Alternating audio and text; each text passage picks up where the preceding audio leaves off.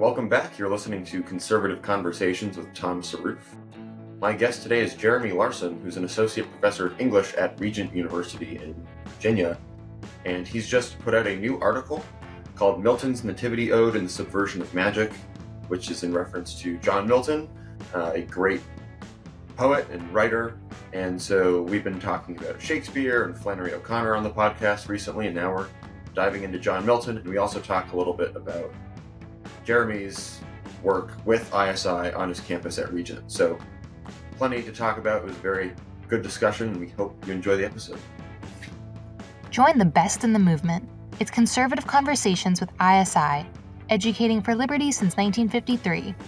Jeremy, thanks for joining the podcast. It's great to have you and excited to be talking with you about Milton today.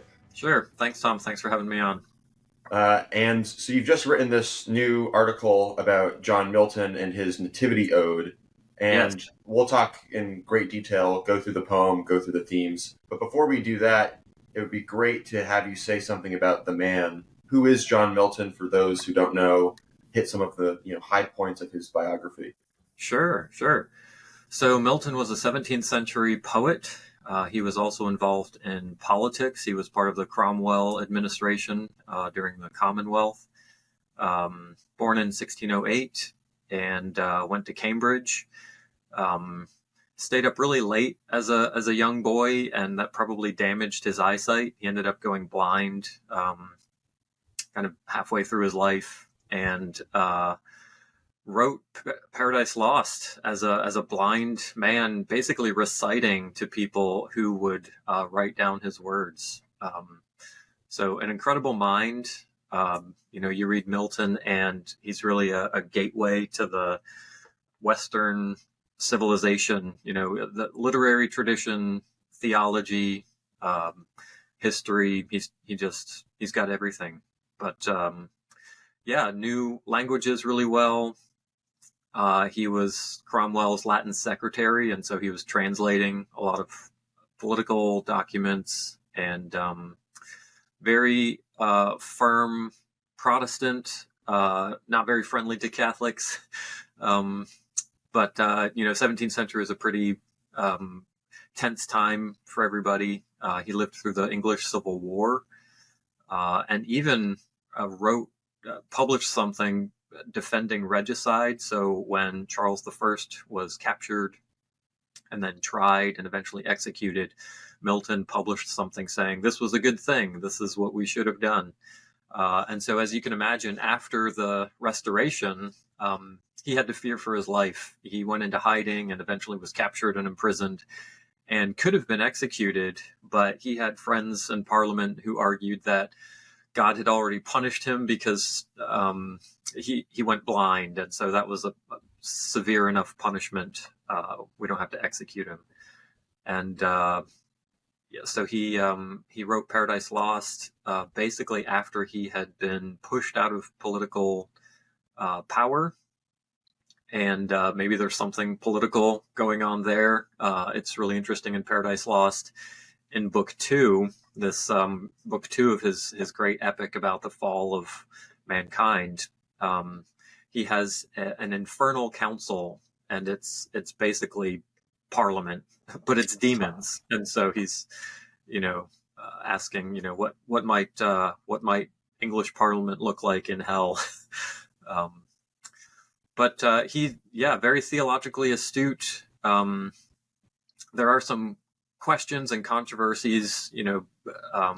There's a book of theology that people attribute to him. I think there's questions about his authorship, but the work itself is Arian, and so some people wonder if Milton was an Arian heretic. But there are some problems, I think. You look in passages, even in the Nativity Ode, which we can talk about. He's got comments about the Trinity, and it even shows up in Paradise Lost too. So, great man.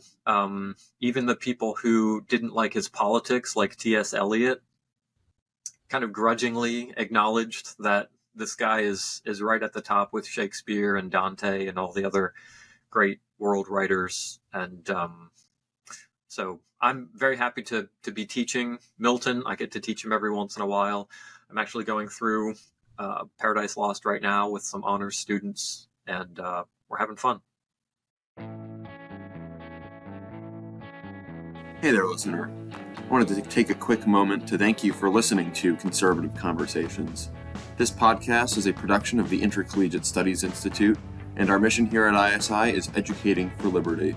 If you'd like to join us in fulfilling our mission, consider helping us by rating and reviewing this podcast on Apple Podcasts, Spotify, wherever you listen, to help us reach more listeners like yourself. Now, back to the show. Yeah, of course. He is a household name alongside Shakespeare and Dante. And, the blindness reminds me of, another great epic poem writer, Homer. That's right. And Milton was aware of that tradition. In Book 3 of Paradise Lost, he refers specifically to like the blind prophet Tiresias from the Oedipus play. He is aware of Homer's blindness and kind of sees himself as being part of that tradition of blind poets. Absolutely. And I'd be curious to hear, just since you touched on it right at the beginning, his Paradise Lost has some sort of political, so his poetry is not just literary arts for their own sake. I mean, that's part of that. It's part of any, work of literature, work of arts, or the liberal arts as we understand it. But there's also like a greater political import besides just the maybe the underlying worldview that would have impact on any political thinking. But maybe you could draw out more some of the political elements and political messaging or teaching that is in the literary as opposed to the more explicitly political writings of Milton. Sure. Yeah, Milton was a political writer. He wrote explicit politics. I mentioned his the tenure of kings and magistrates was a defense of regicide. He also wrote Areopagitica, which was it's a very famous defense of free speech.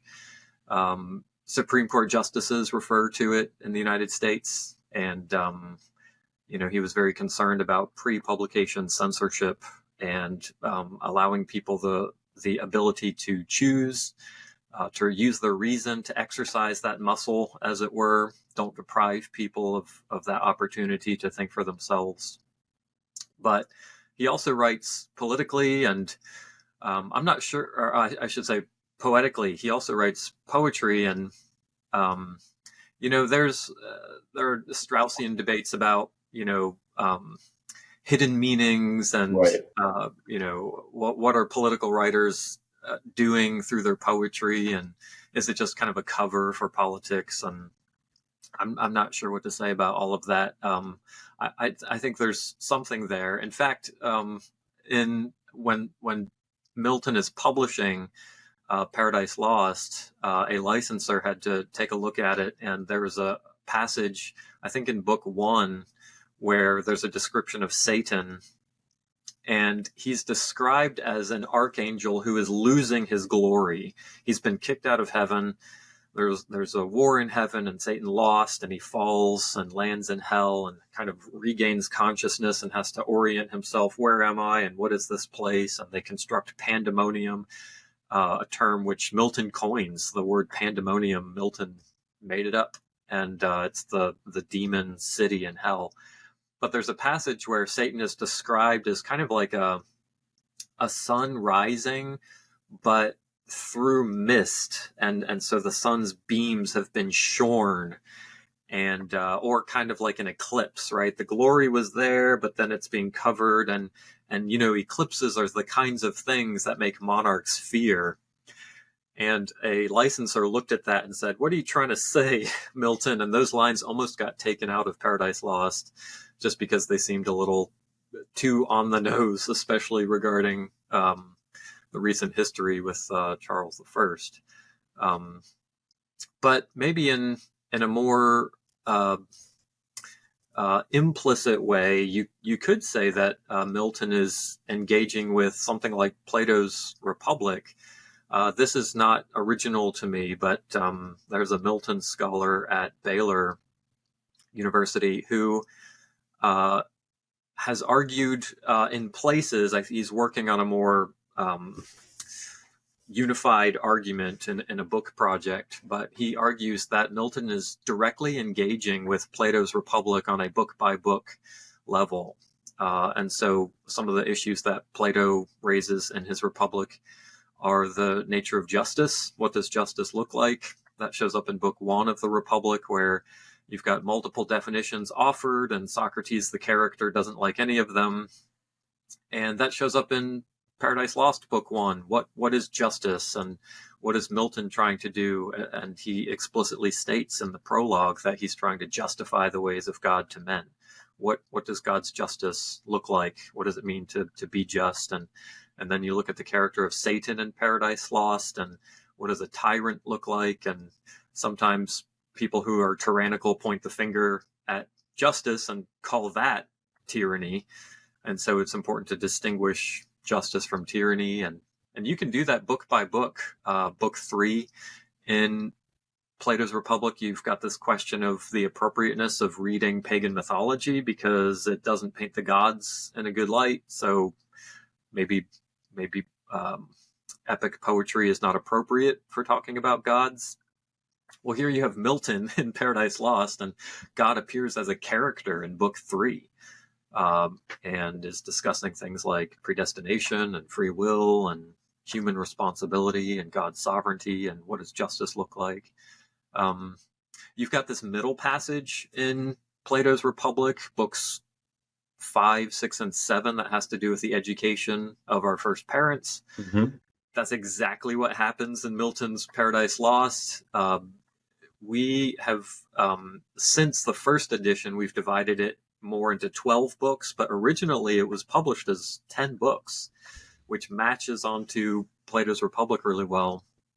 And Milton's books 5 through 8, originally books 5 through 7, are about the education of our first parents. Raphael, the archangel, comes down to the Garden of Eden to warn Adam and Eve that there's an intruder, an enemy who is bent on their destruction. So that's an interesting parallel between, the education of our first parents in Plato's Republic and also in Milton's Paradise Lost.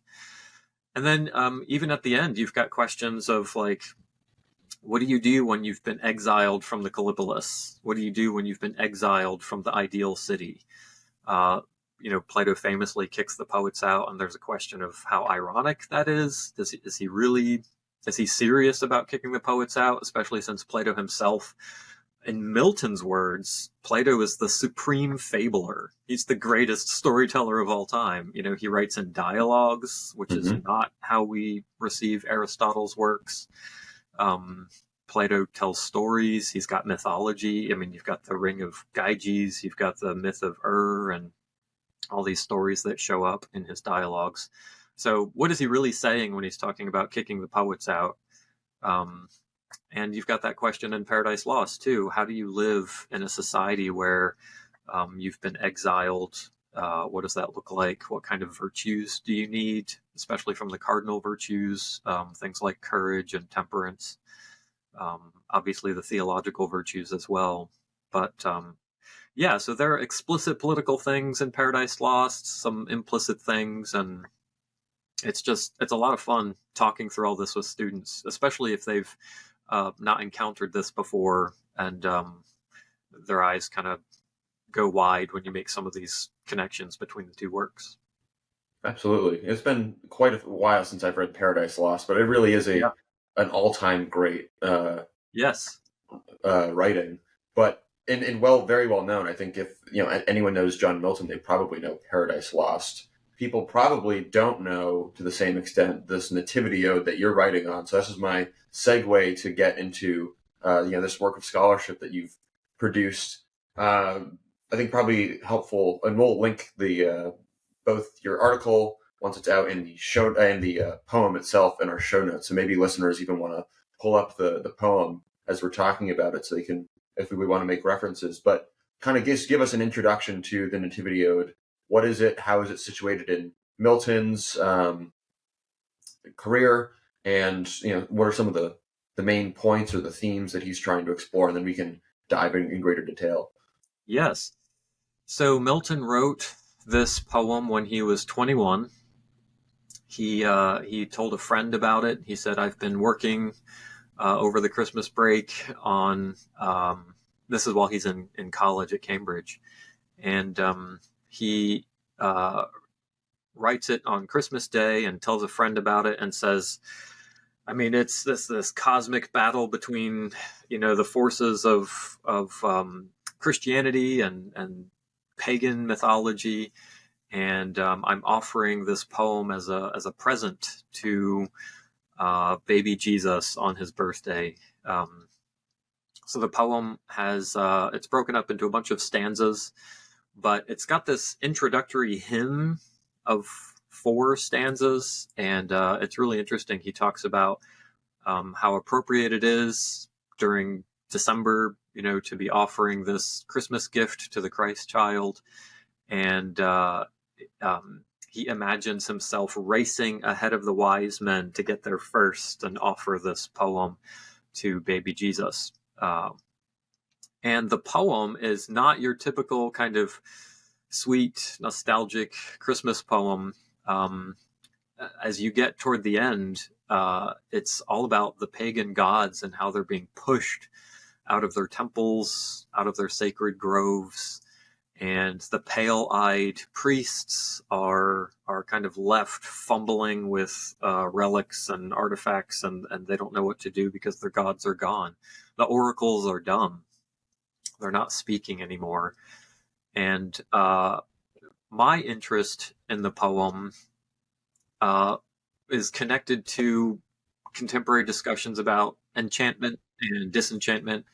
And, I think it's possible to wonder if we've exhausted the topic. Some topics come up and it's like, we kind of addressed that and it's passé by now. But people are still talking about it.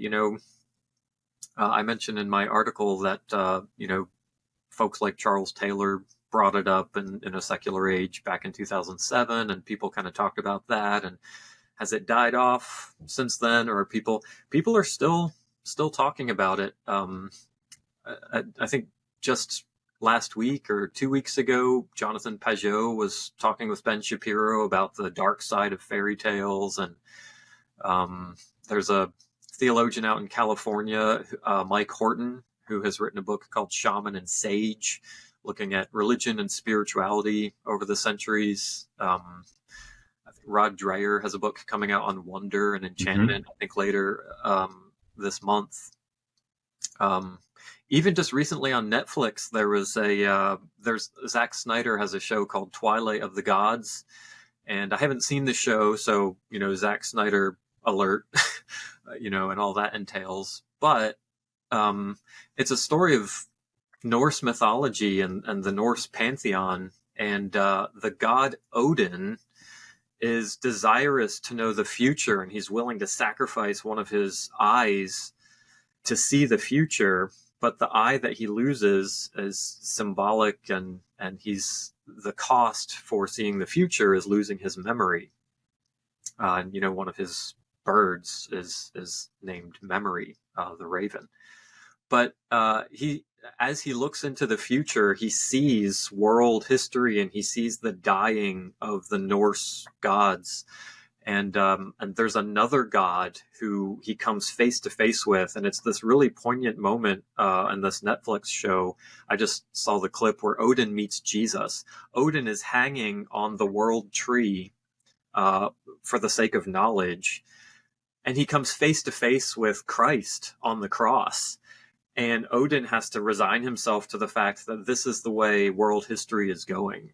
The pagan gods are going to die away, and Christ is going to supplant these gods as the new God that people worship. And so these conversations are still happening in our culture. I think they're really interesting. And so Milton's poem is getting into that. How do we think about disenchantment? How do we think about reenchantment? What does it mean to live in an enchanted world? And how do you resist superstition, but at the same time resist the kind of scientism that modernity has, where everything is quantifiable and explainable. And so the poem just engages with a lot of really interesting contemporary issues. Just in terms of plot, he starts out with this hymn and talks about wanting to offer the poem as a present. And then he imagines different figures coming. Peace is personified. Nature herself takes off all of the gaudy trimmings of fall and puts on a simple garment of white. So preparing for this Christmas season. And then we get into the shepherds, and we meet the shepherds who are sitting around wondering, like, is Pan coming to live with us? We see the angels and hear the music of the spheres, and then we get, toward the end of the poem, we get the pagan gods who are kicked out of their temples.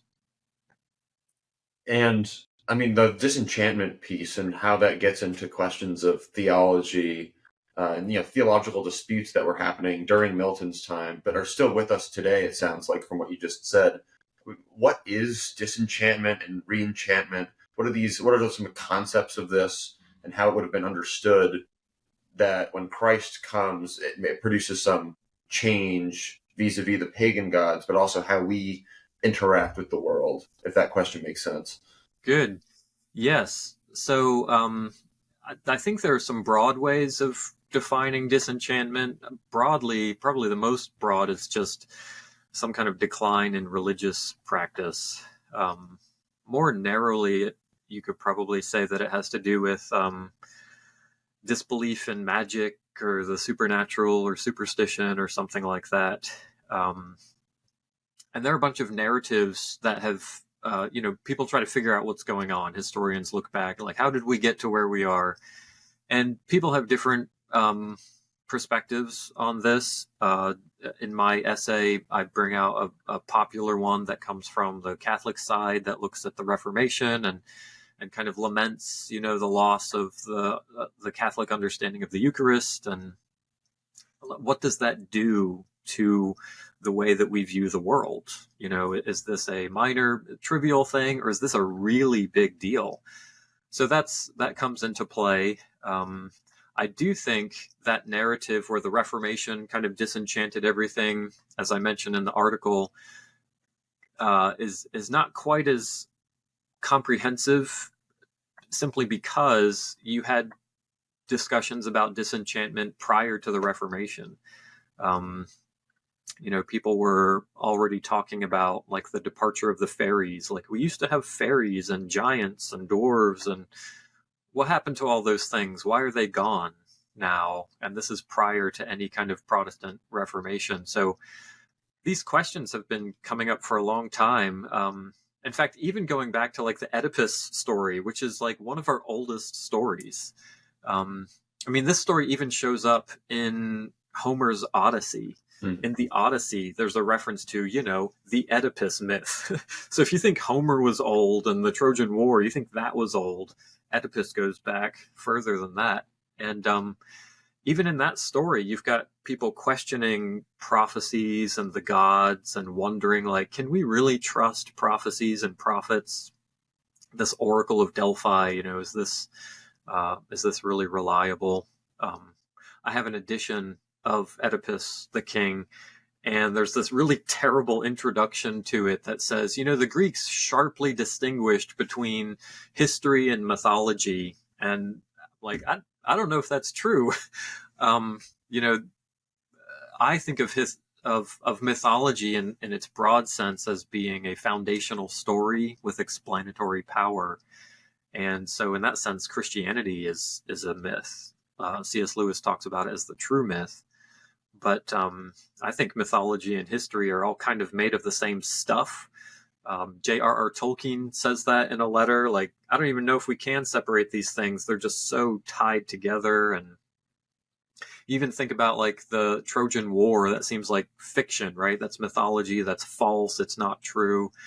And then you have archaeologists like 200 years ago discover, like, I think we found Troy. There's a city here, multiple layers, and one of them was burned, and it looks like there's this epic battle. Even with like the King Arthur legend, it's based on some kind of historical reality. I think the earliest recording that we have of a reference to Arthur is this throwaway line where somebody is talking about this other great warrior, and the comment is, yeah, but he was no Arthur. And that's it. So everybody already knew who Arthur was. So there's something there, and disentangling them I think is kind of hard to do. But getting back to Milton and history and mythology, it's just part of. I mean, it was part of that world. Milton's, let's see, about 100 years after Luther and the Reformation. So he's living in England, and all of this is going on. You've got people in English history like John Wycliffe and William Tyndale and others, and then Henry VIII finally breaks away from Rome. And you do have these questions like, what does that do to authority? What does this do to people's understanding of the world that we live in, and how we imagine ourselves in relation to that world, and what is real, what is true? But I think Milton is trying to deal with some of these questions of what was disenchanted, and what exactly did we lose, and how can we get back to that? As I talk about in the article, Chaucer even describes this kind of sense of loss. And, we used to have fairies and talk about fairies, and why don't we talk about that anymore? And we were talking a little bit about like the different narratives. So, it's not just a Catholic story. This is also coming from like Anglican folks who say, I think the Protestant Reformation really ruined things with all of kind of the strictures on how we celebrate Christmas, or the way we engage with like folk legends. I mentioned Richard Corbett in my article, who was a Church of England priest who also wrote poetry, and he basically says, yeah, it was in the time of Elizabeth and James that these Protestant rulers, that we lost some of our appreciation of fairies and so I just think it's all very interesting. Atheists will talk about this too. Thomas Hobbes writes about how I think it was good that the world was disenchanted, because there was so much Catholic superstition and manipulation that it's good that we've done away with like holy water and priests. And so it's a very complicated kind of narrative to disentangle. But what Milton does in his poem is he talks about the incarnation as a kind of disenchantment. You have Christ coming as a baby and pushing out these pagan gods. So in a sense, Christianity disenchanted the world. But the point of my article is that Milton's poem also participates in enchantment, as well as getting into some of the disenchanting moments. That's all fascinating. There's a lot to unpack. But so the disenchantment is the flight of the sort of magical. Mythical is the wrong word, because like you're saying, mythology and history go together. I mean, you think about like Plato and like philosophy kind of wants to take these maybe larger than life, beyond natural reason elements to the Greek consciousness and strip them out and say, what's the, not necessarily just the reductionistic and mechanical explanation, but it moves beyond, in the clouds, Aristophanes has Plato say, Zeus, I've been up to Mount Olympus. Zeus isn't there. He doesn't exist. And this is, the part of the impiety charges. So these people really, I think, both did believe that, at the Trojan War, the gods were interfering. And, you have all these other sorts of things that we're talking about. But my sense with Christianity is that it's not a disenchantment, but it's just a different type of enchantment. And maybe this is my Catholic perspective coming out on this, is that the sacrament of the Eucharist is the visible, physical transformation and sign of this invisible reality. Um, and so maybe we could speak more to, so I guess in response to Hobbes, we might say like, yeah, there's like superstition in holy water and some of these like uh, aspects of Christianity, but that's a good thing, or it is, I guess, the true myth. So maybe we unpack more I guess, some of the Catholic views versus some of the Protestant views, and I hope maybe this will get at the disenchantment angle a bit more. Yeah, I don't know how much I can speak to the Catholic perspective. I do know that Brad Gregory, Mhm. Notre Dame historian, he's got a book called The Unintended Reformation, and kind of goes in that direction. Um, one of the I think one of the complicating realities here is that there's a whole spectrum of understandings of the Eucharist, and the Zwinglian memorialist view might be on one end of the spectrum. I think it's maybe you'll know this quotation, but I think Flannery O'Connor says something like, "If it's just a symbol, then to hell with it." Yep.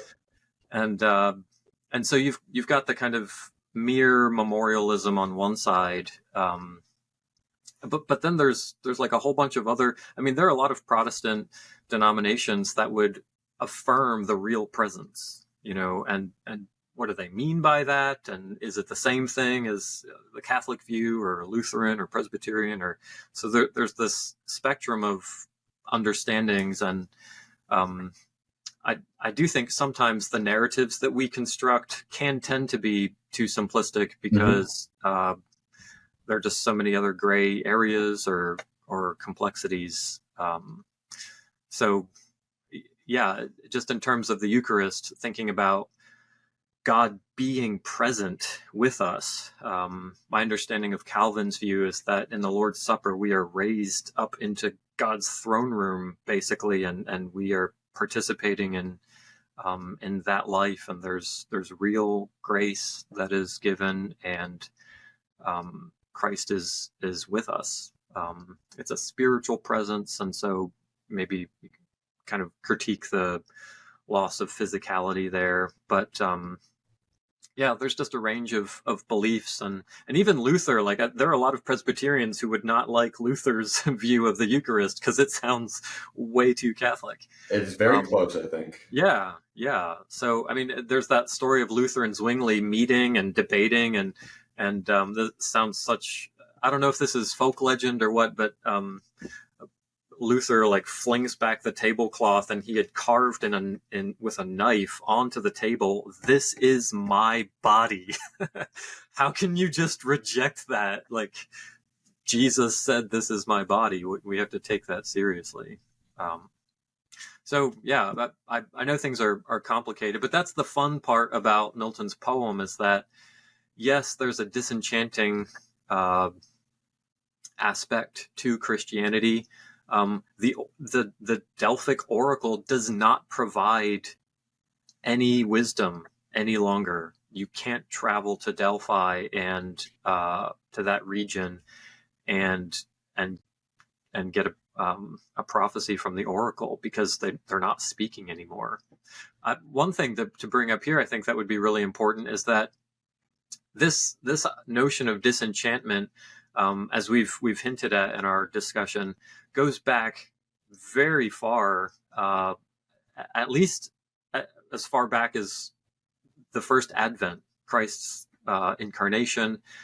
People were kind of wondering about things back in Oedipus's time, but so in Plutarch's one of Plutarch's works, he describes. He's got this fictional conversation between some people, asking about why the oracles seem to be silent.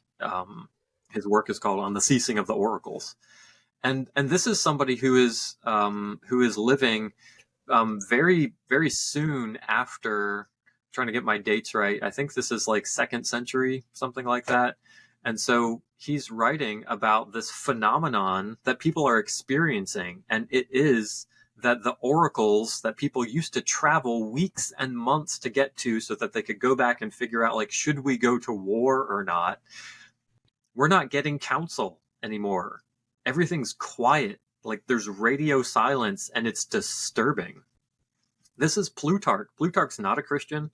In fact, Pluto served in this the Delphic oracle as a priest, and knows this firsthand. And in his account, this fictional account of people asking why this is the case, you have this language of the great god Pan dying, and this lament from the shore goes up, and what happens historically is that you have this church historian named Eusebius, who looks at what Plutarch is describing, and Eusebius is like, I know what's going on. This is the incarnation, or at least the crucifixion and resurrection. Like, this is the Jesus moment. And that's why all these accounts of, like, demon possession go way down. That's why all of the oracles go quiet. And Eusebius attributes it to the coming of Christ. So even Christianity itself has this kind of disenchanting quality to it, but it's also, like, the most enchanting thing ever. Like, humans, I don't think, are ever going to be able to wrap their minds around the incarnation. Like, God, infinite, eternal, everything. God, man. And it's the hypostatic union is not like a 50-50 kind of thing. He is fully God. He is fully man. Like, that's the most mythological kind of situation you could dream up. And Christianity has that, you know. So it's disenchanting, but it's also reenchanting, helping turn, getting back to Plato a little bit, turning from the sensible to the intelligible, not being just this worldly minded, but otherworldly, that kind of a focus. And Milton's engaging with that. And the way he does that is by describing Christ as a kind of Pan. He says, this is Pan who has come to live with the shepherds. And so it's not just Christ coming to displace Pan. In Milton's poem, we don't get the death of Pan, we get the birth of Pan. The Christ child is the true and better Pan who has come to live with his people. Pan was the god of shepherds, and so it's just really beautiful. Pan coming to live with his people. It's like, you know, Shakespeare becoming a character and walking among the characters on stage, you know, and then people realizing, like, oh, he's here. Like, this is it. It's pretty amazing. It was really amazing to think about, like, the incarnation in history has this, you know, it's God coming down and he's waging a spiritual war, in essence, to push out these pagan gods. And you mentioned in the in your article about the sort of, like, the binding of Satan, and his power is diminished to control other people on the earth, is sort of roaming the earth.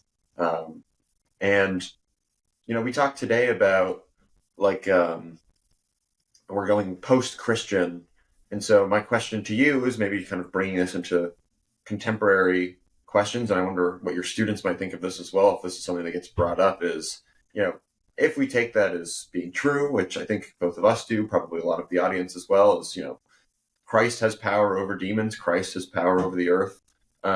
If we stop embracing that, and we decide that we want to, in our freedom, move away from Christianity as a society or as a civilization, whether that the binding of Satan no longer holds in the same way.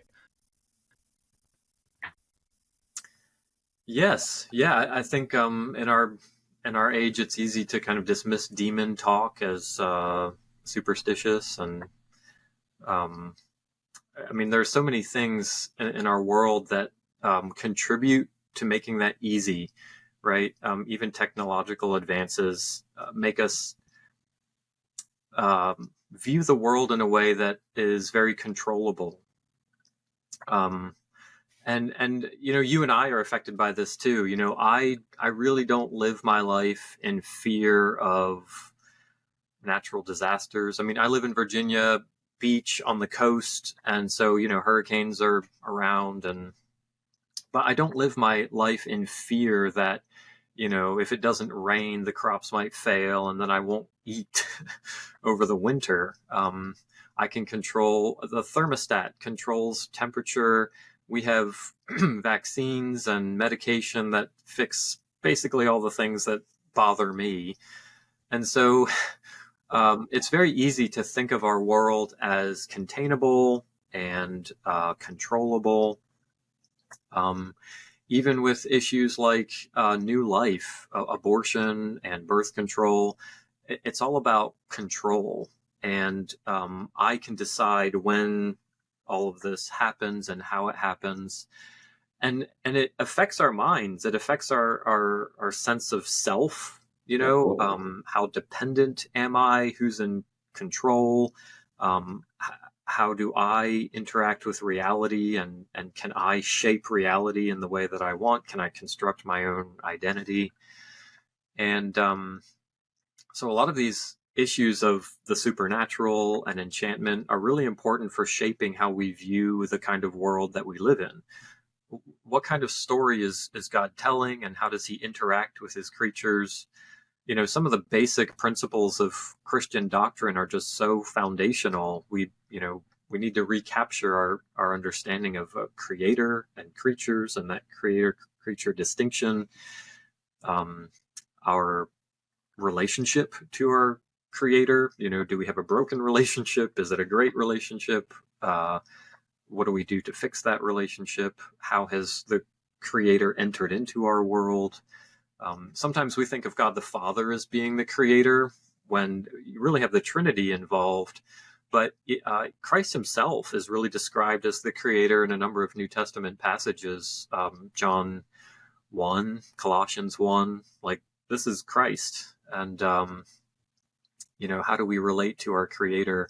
So a lot of really, I think, good books coming out recently about how we view ourself in this kind of disenchanted world. Carl Trueman has a book called The Rise and Triumph of the Modern Self. Mm-hmm. There's a shorter version called Strange New World. So people are talking about this kind of thing. And I think reading things like mythology can be inspiring, for Christians, getting us to think about humans interacting with gods, supernatural power, like who's involved in our lives. And there's this famous, I think it's from the 17th century. It's anonymous. We don't know who did it, but I think it's this wood etching or carving. And somebody is in the physical world, but he's peering through the veil and trying to look at like the universe. And I think mythology can help us kind of orient ourselves in the right way, looking outward and up, not downward and in. And Milton's poem can contribute to some of those things too. Milton is not doing a lot of this on his own. He's in a tradition of viewing Christ as the new and better God who pushes out the pagan gods. So disenchanting, but also reenchanting, and a lot of practical considerations for today. Yeah, of course. A lot of the Greek and all of the different mythological traditions are very rich and interesting. They're great stories. They're great stories. You get a different sense for the view of the cosmos, but it's still, I think, to your point, does orient us and to break out of the confines of the sort of modern mechanistic framework. Right. Well, even for as I said, for Christians, this is really important. So Milton wrote this. He wrote Areopagitica, which is a treatise on free speech, and he says that the persecutions of Julian the Apostate were worse than the persecutions of Diocletian, which is kind of an interesting thing to say because Constantine eradicated the human sacrifice, and Julian comes after that. And so how could Julian be worse for Christians? But what Julian did to persecute Christians was he prohibited them from studying classical learning. And Milton thought, you are removing kind of the foundation of liberal arts education, which teaches us not only wisdom through all these interactions between characters, and you can grow in wisdom in those ways, but it also teaches you eloquence. Because of God's common grace, you have gold everywhere, and Augustine said, "Plunder it." Like it's in the pagans, but it's God's gold. And so to reclaim that, as the Israelites did as they left Egypt, plundering the Egyptians, to do that is perfectly legitimate in a liberal arts context. And Milton said, when Julian the emperor prohibited Christians from studying classical mythology and culture, that was far more destructive to them because it robbed them of the opportunities to grow in wisdom and eloquence. So, I want my kids to know Greek mythology, and I think it's important for my students. And to know Milton well, you have to know Greek mythology well. Maybe one last thing we could say, and I do want to turn to what you do with ISI on your campus, but Yes. Spend some time talking about Lewis and Tolkien and their use of fairies and sort of these mythological aspects, but that sort of comes out of Milton as well. So maybe you could speak to that as well. Yes. I have a passage in the article that it's I tried to tie it in. We'll see if readers think it works. But one of the things that happens in Milton's Christmas poem, the Nativity Ode, is that the new Son of God come to earth pushes away the shadows, and the shadows are personified as like these night steeds, and they're galloping away, taking the shadows with them. And fairies also, with like yellow skirts and maybe flowers in their hair, they also fly after the night steeds as darkness flees, along with all the other pagan gods. So I use that reference to the departure of the fairies to talk about, like, this is a motif in fairy tales, the departure of the fairies. It's a thing that people talk about. It's in Tolkien, right? The elves leave Middle Earth at one point, eventually, and yeah, it's just everywhere. But Lewis, in his book The Discarded Image, which was published, I think, soon after his death, he says that he has a very interesting juxtaposition of chapters. He has a chapter on the heavens, which is, the whole book, The Discarded Image, is about the medieval view of the universe and how ordered and structured it is. And Lewis says, there's kind of a paradox, because as amazing as that structure is, it's in Dante, right? And it's like the hierarchy is just beautiful and very orderly. And Lewis says, I don't know about you guys, but it's a little too orderly. And this is Lewis, who is like super in touch with like how poetry should be read and felt. Lewis has a book called Preface to Paradise Lost, and in it he describes his experience of reading Milton's description of the trees in Paradise, and they go up and up and up, and there's a wall, and then the trees go higher than the wall. And Lewis says, as he was reading Paradise Lost, especially in that moment, his neck started to ache because the trees just kept going higher and higher. And so Lewis is very receptive to all of this, and his feeling of the medieval structure of the universe was that it almost felt a little too confining. Is there no mystery anywhere? Can you never really get outdoors because everything is structured? And I can kind of see what he's getting at. And so his next chapter, he's got a chapter on the heavens, and he says the next chapter might deal with that a little bit. And his next chapter is on fairies. It's titled The Longaevi, which just means the long-lived ones. And in that chapter, Lewis takes 3 references to fairies in Milton's work, one from a masque, sometimes called comus by people. Um, so the masque, where he talks about kind of the darker side of fairies. There's another kind that shows up in Paradise Lost where all of the demons in hell have to become really small to fit into their city, Pandemonium. So that's a second kind of fairy, like kind of the insect creature that Tolkien hated. He thought Midsummer Night's Dream and Shakespeare is just like the dumbest thing ever. And the third kind that shows up in Milton's Paradise Regained is what Tolkien really loved. It's the high elves of, courtly life, courtesy. And so Lewis uses Milton's work to talk about three different kinds of fairies. And probably what's going on in Edmund Spenser's Fairy Queen is more of the high elf, high fairy kind of fairy. And so I talk about Lewis and fairies and the theme of the departure of the fairies.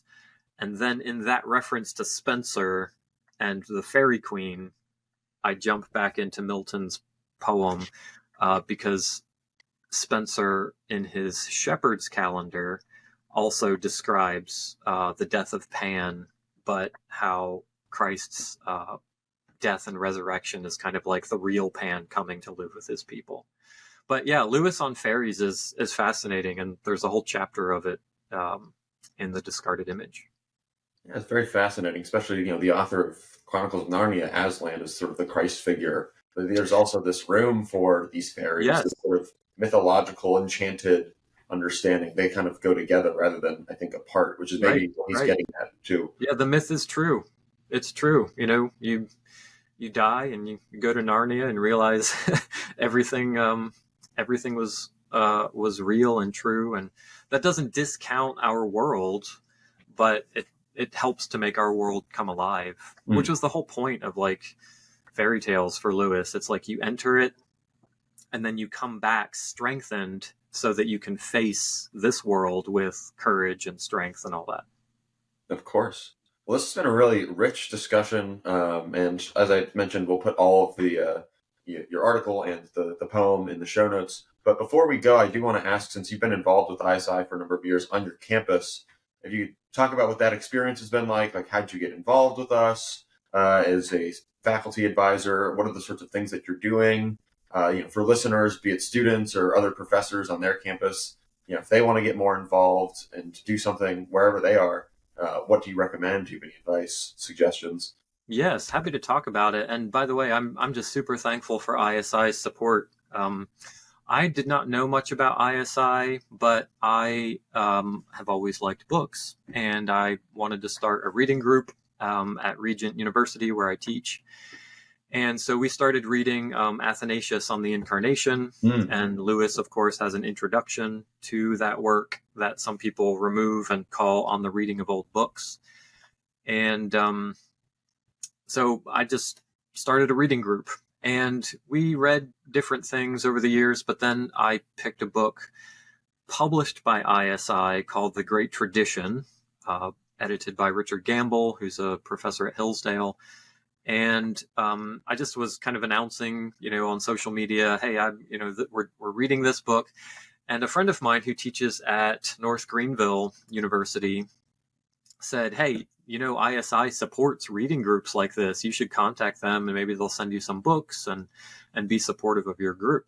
So I reached out to whoever the rep was then. I think her name was Marina. And I think she got married, so I don't know her married name now. But I contacted her just out of the blue. Hey, what's ISI all about? How can you guys support our group? And she said, funny story, I'm from Chesapeake. I'm like right around the corner and can meet you in your office tomorrow. And so I met with Marina, and she explained how ISI could be supportive. They purchased books for the students. They offer, if you want to have some food at your events, ISI will pay for that kind of thing. So that was really great. But then I think the other thing that really connected for me was ISI will bring speakers to campus. And so we brought Richard Gamble to Regent to speak, and he spoke on Cicero. And ever since then, that was, I don't know, maybe 3 years ago, I've tried to do something that I thought would be would tie in well with ISI's mission of, educating for freedom. And so some of the books we've done have been by ISI adjacent folks. Mm-hmm. So Jay Budziszewski, who's a philosopher, came and spoke at our school on the meaning of sex. That was really interesting. What's the purpose of it? Does it have any meaning? And how do we think about this? This semester, I think we've finally secured Brad Wilcox, who is a UVA sociologist. He's going to come speak on his recent book called Get Married. And so we've had a lot of really great speakers come, and ISI has just been super supportive of our group. So if other people want to get involved, I can just tell you my experience. ISI is super supportive of reading groups by sending books and providing some food, but also in securing speakers to come speak on campus. And it's just been really great. What was it? A couple weeks ago, I got to meet you in person at a homecoming event, and there's a student who came with me, and on campus we have an academic journal supported by ISI. Students are editing and publishing this student-run journal. So ISI just does a whole bunch of cool stuff. At the homecoming event, we got to hear Michael Knowles and Robbie George and other famous people. And yeah, I'm just really excited about what ISI is doing in general. But then it's really great to see ISI's support of conservative groups on campuses as well. Well, thank you for that, wonderful endorsement. And you're Sure. doing great work at Regent, which is already a very good place. But yeah, I second everything you said, and I was involved with ISI as an undergrad myself, of course. So reach out to us. There are plenty of ways to get in touch with ISI if you're interested in getting more involved wherever you are. We're on over 100 college campuses. We put on a lot of events. So, and we'd love to come to wherever you are, our listener might be. But Jeremy, thanks so much for taking the time, and enjoyed reading and discussing your essay and this great poem and talking about John Milton, things Sure about thing. ISI. But as a parting note, if people want to follow more of your work, where would you recommend they look? Yeah, that's great. So I'm not famous enough to really have a big website or anything, but I'll share my work on Twitter. So The Mundane Muse is my handle, and that's probably the best place. Fantastic. Well, thanks again, Jeremy. All right. Thanks, Tom. Take care. Thank you for listening to Conservative Conversations with ISI. If you've enjoyed this episode, be sure to check out our website at isi.org/resources to see all that we offer our members, including the Intercollegiate Review, select modern age articles, debates, lectures, and of course, this podcast. Thanks again for listening. Don't forget to rate and review, and we will see you next time on Conservative Conversations with ISI.